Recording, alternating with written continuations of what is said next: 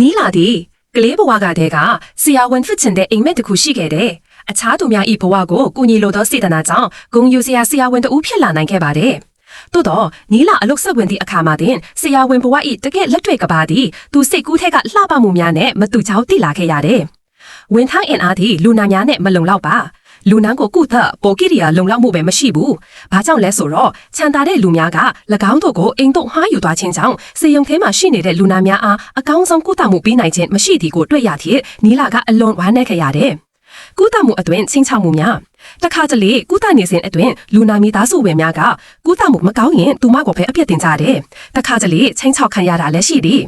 လူနာများပြားသည့်တခါကဲရက်ခံကြခြင်းကုသမှုဘာလို့လောက်နေရတာလဲမီးရလှစားကငါအခွန်ဝေပဲစသဖြင့်ကဲရက်တံများကြားနေရတယ်တခါကျရင်ကုသနေစဉ်လူနာမိသားစုများက live ရိုက်ပြီးကဲရက်ခြင်းလည်းခံရတယ်အကြမ်းဖက်မှုနဲ့အန်တရပေးမှုများတချို့နေ့များတွင်နီးလာလေပင်ကိုလူနာမိသားစုမှစုပ်ကန်ခံရပြီးအရေးပေါ်ခန်းရှိပစ္စည်းများဖြင့်ထိခိုက်အောင်ပြုလုပ်ခံရတယ်။တချို့ညများတွင်နီးလာသည့်လုံခြုံရာသို့ထွက်ပြေးရန်လိုက်လာနှောင့်ယှက်ခံရတယ်။ကုသမှုမကျေနပ်သူများကဆေးရုံပစ္စည်းများကိုဖျက်ဆီးခြင်းလည်းကြုံရတယ်။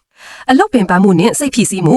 တခါတရညနာအထိအလုတ်လုပ်ရပြီးနာရီပေါင်း36နာရီကြော်ကြာအလုတ်လုပ်ရတယ်။လာရောက်အလုတ်လုပ်သည့်အခါတိုင်းကိုယ်ကာယပင်ပန်းနွမ်းနယ်နေပြီးဝင်ထုတ်တာဝန်ယူမှုတာဝန်ခံမှုများနဲ့စိတ်ဖိစီးမှုတို့ပေါင်းစားလာကနီးလာသည့်ပုံမှန်ကိုကြွေးရသည့်အထိဖြစ်လာတယ်။နောက်ဆုံးတွင်သူမဤအရာများကိုမခံနိုင်တော့ဘူးလို့စတင်ခံစားလာရတယ်။စနစ်တကျတိုင်ကြားခြင်းနဲ့ပုံမှုဆိုးရွားလာတော့အဖြစ်ထို့ကြောင့်နီလာသည့်ဆေးရုံရှိလူကြီးများထံအခြေအနေအလုံးစုံကိုအစီရင်ခံခဲ့တယ်။သို့တော့စာနာထောက်ထားမှုမရဘဲသူမ၏အလောက်လုံနိုင်စွမ်းအားနည်းနေကြောင်း lack of job potential ပြန်လည်အပြစ်တင်ခံရတယ်။နောက်ဆုံးတွင်ဝင်ကြီးဌာနတွင်ကျင်းပသောလူကြီးများနဲ့ဆွေးနွေးပွဲတစ်ခုသို့တက်ရောက်ခွင့်ထားခဲ့တယ်။နီလာသည့်ဆွေးနွေးခန်းအတွင်းသူမတွေ့ကြုံခဲ့ရသောဇလန်းအားလုံးကိုပြောပြခဲ့တယ်။လူကြီးများကပြဿနာကိုနားလည်ပြီးအဖြေရှာရန်အမြဲဆုံးဆောင်ရွက်မည်ဟုပြောဆိုခဲ့ကြတယ်။သို့တော့မျှော်လင့်ချက်လီနီးပါးဖြစ်နေစဉ်မှာပင်၎င်းတို့ကဆက်လက်ပြောဆိုခဲ့ကြမှာနီလာဗလာတဲ့အချိန်မှာကျွန်တော်တို့လက်အောက်ကဆရာဝန်တိုင်းဘဝအရေးတွေကကောင်းပါရဲ့တယောက်ယောက်ကဘဝအရေးတွေစိုးတယ်လို့ပြောရင်အားနည်းတယ်ဆိုတာနှုတ်ထွက်လိုက်ပါဒီမှာစူပူမနေနဲ့လူအဖွဲ့အစည်းအတွက်ဝင်ထုတ်ဝင်ပို့ပါပဲ